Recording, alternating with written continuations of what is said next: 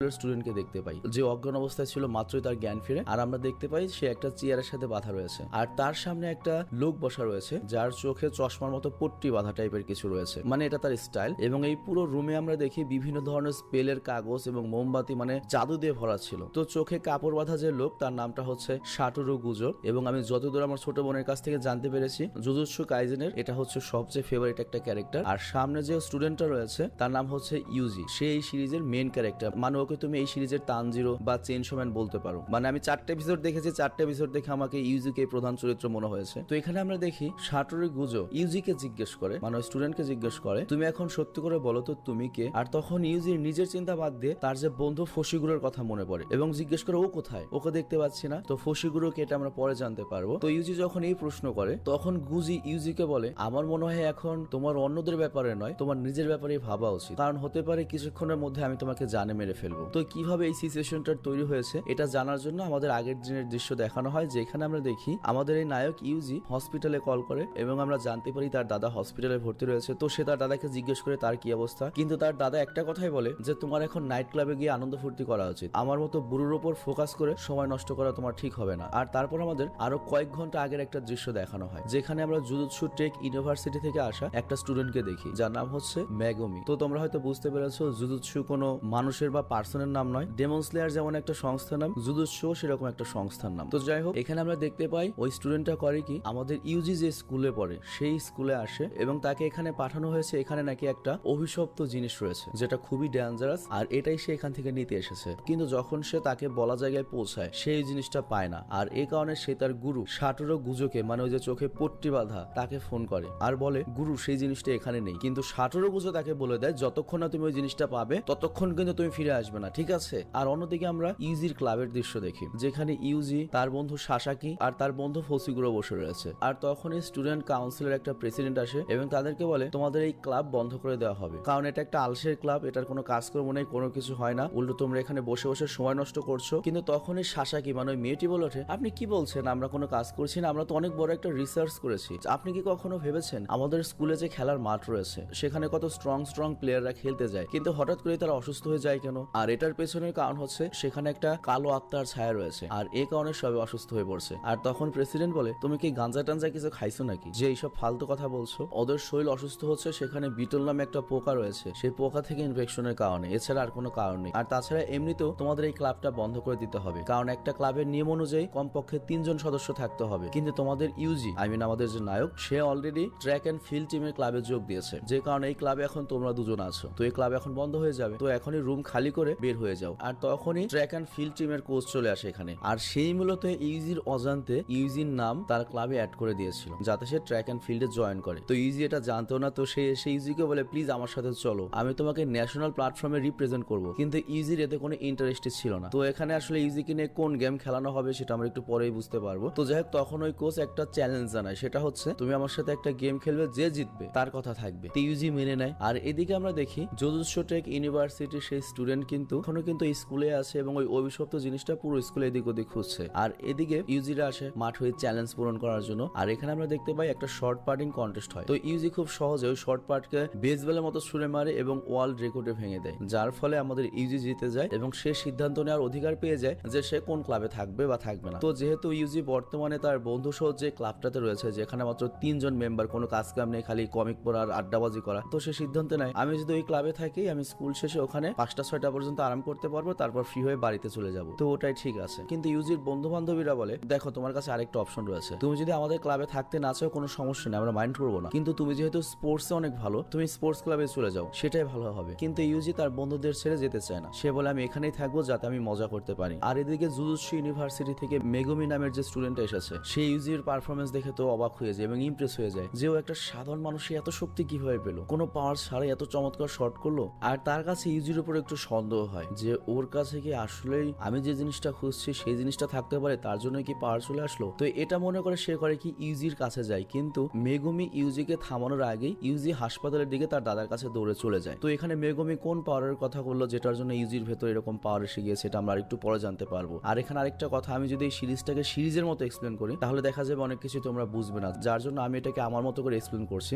Lengthy হোক, একটু বড় হোক, কিন্তু তোমরা যাতে সহজে বুঝতে পারো, যেহেতু প্রথম এপিসোড বোঝানটা খুবই জরুরি। তো যাই যাই হোক, এদিকে আমরা দেখি ইউজি এসে হসপিটালে তার দাদার সাথে দেখা করে। তো এখানে ইউজির দাদা ইউজিকে বলে তুমি তোমার পড়াশোনায় মন দাও, তোমার ক্লাবে মন দাও, তুমি আমার কাছে এসে তোমার সময় নষ্ট করো না, এটার প্রয়োজন নেই। আর তারপর সে ইউজিকে তার বাবা মায়ের ব্যাপারে বলতে থাকে, কিন্তু বাবা মায়ের ব্যাপারে ইউজির তেমন কোনো ইন্টারেস্টই ছিল না এবং তাদের তর্কাতর্কি লেগে যায়। কিন্তু তখন ইউজির দাদা ইউজিকে থামিয়ে দিয়ে বলে ঠিক আছে, আমি তোমাকে অনেক গুরুত্বপূর্ণ একটা লাস্ট কথা বলতে চাই। দেখো, আমি জানি তুমি অনেক শক্তিশালী, কিন্তু তোমার এই শক্তির ব্যবহার মানুষদেরকে সাহায্য করার জন্য করা উচিত। এই দেখো, আমাকে দেখো, আমি যদি এখন মরে যাই একাই মরে যাব, এখানে আশেপাশে কেউ নেই আমার শুভাকাঙ্ক্ষী, কিন্তু তোমার সাথে এমনটা যেন না হয়। তুমি যখন মারা যাবে তখন যেন আশেপাশে শত শত মানুষ কান্নাকাটি করে, শত শত মানুষ যেন থাকে। আর এই কথা বলে ইউজির দাদা ইনস্ট্যান্টলি মারা যায়। কিন্তু ইউজির উপর আমরা তেমন কোনো রিয়াকশন দেখতে পাই না এবং সে করে কি তার জিনিসপত্র প্যাক করিয়ে হসপিটালের পেপার ওয়ার্ক কমপ্লিট করতে যায়। আর এখানেও পাশ থেকে সেই মেগুমি চলে আসে। তো মেগুমি এসে যখন কথা বলার চেষ্টা করে তখন ইউজি বলে দেখো, আমি ব্রত করছি কারণ আমার দাদা মারা গিয়েছে, প্লিজ ডিস্টার্ব করো না। কিন্তু তখন মেগুমি বলে দেখো ভাই, আমি শুধু তোমার কাছে সেই অভিশপ্ত জিনিসটা চাই যেটা তোমার কাছে রয়েছে, এটা অনেক বেশি ভয়ঙ্কর আর আমি এটা ফিল করতে পারছি ওটা তোমার কাছে রয়েছে। তো ইউজি তো অবাক হয়ে যায় এটা কি। আর তখন মেগুমি আরো খুলে বলে যে এটা এমন একটা অভিশাপ যেগুলোর মধ্যে অনেকগুলো নেগেটিভ এনার্জি একত্রিত রয়েছে, আর সেটা যদি কোনো মতে রিলিজ হয়ে যায় সেটা মানুষের জন্য অনেক ভয়ঙ্কর হবে। তবে ভাগ্যের ব্যাপার হলো ওটা এখনো একটা বক্সের মধ্যে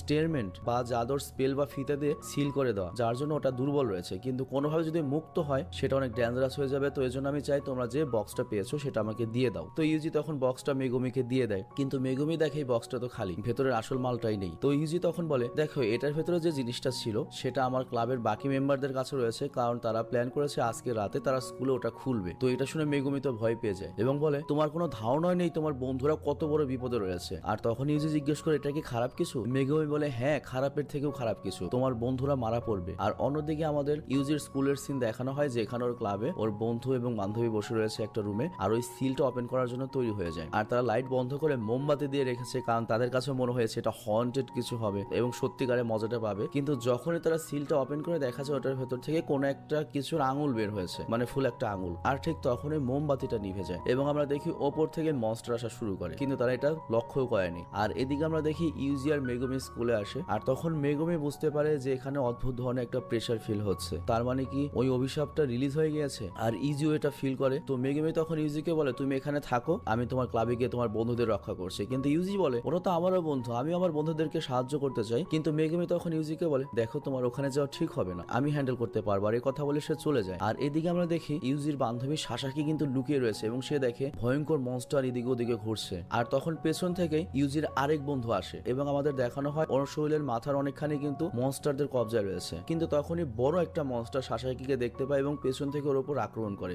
আর এদিকে আমরা দেখি মেগুমি তখন বিল্ডিং এর ভেতরে আসে এবং তার সামনে একটা মনস্টার আসে, কিন্তু সে খুব সহজে তার জুজুৎসু ব্যবহার করে। তো এখানে জুজুৎসু জিনিসটা কি এটা আমরা ভবিষ্যতে বুঝতে পারবো, হয়তো এটা ওদের আলাদা কোনো একটা জাদু, ডেমন বা মনস্টারকে হারানোর। তো সেটা ব্যবহার করে এবং তার ভেতর থেকে দুটো ডিভাইন নেকড়ে বের করে, জাদুর নেকড়ে যাকে বলা চলে। আর নেকড়েদেরকে বলে তুমি এখন এই শত্রুদেরকে খেতে পারো, পারমিশন দিয়ে দিলাম। আর এদিকে আমরা দেখি ইউজি বাইরে দাঁড়িয়ে রয়েছে, আর সে ভাবে আমি এখনো দাঁড়িয়ে আছি কেন। আর তখন সে অনুভব করে যে সে মৃত্যু জিনিসটাকে ভয় পায় না, যেমন তার দাদা মারা গিয়েছে তার ভেতরে কোনো ভয় হয়নি বা কোনো রকমের কোনো ফিল হয়নি। আর এই কারণে হয়তো তার বন্ধুরাও যে মারা যাচ্ছে জিনিসটাকে সে স্বাভাবিক মনে করছে। কিন্তু ওর দাদা ওকে অনেক ভালোবাসতো। আর তখন ওর মনে হয় দাদা আমাকে একটা লাস্ট কথা বলেছিল, সেটা হচ্ছে তুমি তোমার শক্তির ব্যবহার মানুষের ভালোর জন্য করতে পারো, মানুষদেরকে বাঁচাতে করতে পারো, সবাইকে না পারো অন্তত একজনকে হলেও বাঁচানোর চেষ্টা করবে। আর অন্যদিকে আমরা দেখি বিল্ডিং এর ভেতরে কিন্তু মনস্টারের সংখ্যা বেড়েই চলেছে। মনস্টাররা মূলত হয়তো ওই আঙুলটা যে রিলিজ পেয়েছে অভিশাপের, সেটার কারণে এখানে এসেছে এবং এই আঙুলটা নিতে চায়। আর ওদিকে মেগুবি আর তাই ডিভাইন নেকড়েরাও তো সব মনস্টারদের হারিয়ে দিচ্ছে। আর তারপর যখন ওই স্টুডেন্টদেরকে বাঁচানোর জন্য একটা কর্নার আসে, তখন দেখে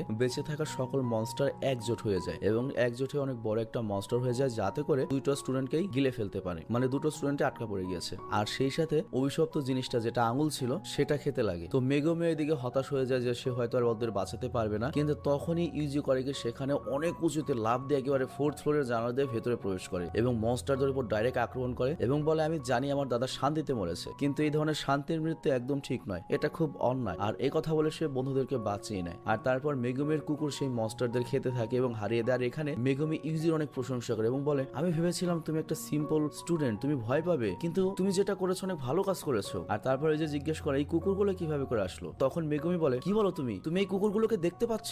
আসলে এমনটা দুই সময় হয়, এক তার ভেতর যদি কোনো স্পেশাল পাওয়ার থাকে, দুই যখন সেই মানুষটা মরতে চলেছে বা মরার মতো কোনো পরিস্থিতি হয়েছে। তখন ইউজি বলে হ্যাঁ, আমার ভেতরে প্রচুর ভয় করছে, ওরকম অবস্থায় হয়েছে, কিন্তু আমার বন্ধুদেরকেও আমি অনেক ভালোবাসি, ওদেরকেও বাঁচাতে হবে। আর এই কথা ভেবে আমার ভেতরে অনেক শক্তি চলে আসে। আর তখন মেগুমি ইউজিকে বলে এই মনস্টারটা এই আঙ্গুলটা আঙুলটাকে খেতে চেয়েছিল, আর আঙুলটা খেয়ে ফেলে ওর শক্তি অনেক বেড়ে যাবে। আর এই অভিশপ্ত জিনিসটা প্রত্যেকটা মনস্টারই পেতে চায় তার শক্তি বাড়ানোর জন্য। তো এখানে মেগুমি যখন ইউজির কাছে এসে সেই শুকনো আঙুলটা চাইবে, তখন ওপর থেকে আরেকটা মনস্টার আক্রমণ করতে আসে। কিন্তু ওই মনস্টারটা ইউজিকে টাচ করার আগেই মেগুমি করে কি ইউজিকে পেছনে ধাক্কা দিয়ে ফেলে দেয় আর বলে ওই আঙুলটা নিয়ে এখান থেকে পালিয়ে যাও। আর তারপর মেগুমি তার এক শিকোগামীকে ডাকার ট্রাই করে। তো ভঙ্গি দেখে মনে হচ্ছে হয়তো কোনো স্পেল করে তার ডগ বা নেকড়ের মতো আরো একটা কিছু আনবে, কিন্তু তার আগেই মনস্টার মেগুমির উপর হামলা করে তাকে থামিয়ে দেয় আর এদিকে ওদিকে দেয়ালে মারতে থাকে। আর অনেক বেশি চোট লাগার কারণে মেগুমি দুর্বল হয়ে যায় এবং মেগুমির যে স্পেল নেকড়ে গুলো ছিল বা ডগ গুলো ছিল সেগুলো গায়েব হয়ে যেতে থাকে। আর মনস্টারটি মেগুমিকে ধরার আগে তখন ইউজি আবারও চলে আসে এবং মনস্টারের সাথে লড়াই করতে থাকে। আর এখানে উল্লেখ্য ইউজি সম্পূর্ণ নর্মাল একটা মানুষ, তার ভেতরে কোনো জাদু টাদু বা কোনো ধরনের পাওয়ার নেই, কিন্তু সে এমনিতেই শক্তিশালী বা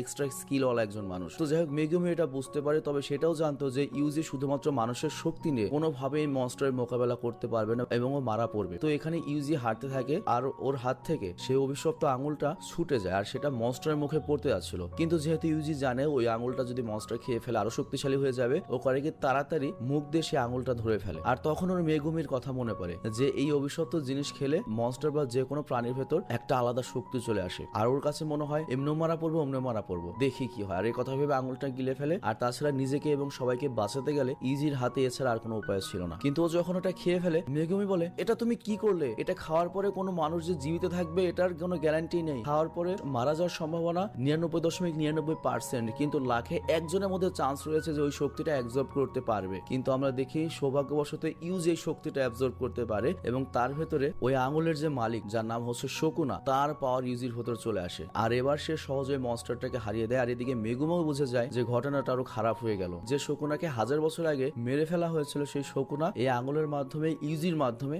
আবারও এই দুনিয়াতে ফিরে আসলো এবং ও যদি দুনিয়াতে পুরোপুরি ফিরে আসে আবারও পুরো দুনিয়ার মানুষকে শেষ করতে চাইবে। আর শকুনা যখন ইউজির শৈলে আসে তখন বলে বাহ কি চমৎকার, দুনিয়া এত পরিবর্তন হয়ে গিয়েছে, এত সুন্দর হয়ে গিয়েছে আর মানুষ এত বেড়ে গিয়েছে, এখন তো এই লোকদের মারার একটা আলাদাই মজা আসবে। কিন্তু তখনই বডির ভেতর থেকে ইউজি বলে ওঠে আরে তুমি আমার শৈলের ভেতর কি করছো, বের হও আমার শৈল থেকে। এবং শকুনা তো সারপ্রাইজড হয়ে থাকে আর আমরা দেখি ইউজি তার বডিটা শকুনার কাছ থেকে কন্ট্রোলে নিয়ে নেয়। তো তোমরা কিন্তু মোটামুটি বুঝতে পেরেছো ব্যাপারটা কি হয়েছে। এটা হচ্ছে কি যে আমাদের ইউজির ভেতর শকুনা নামে একটা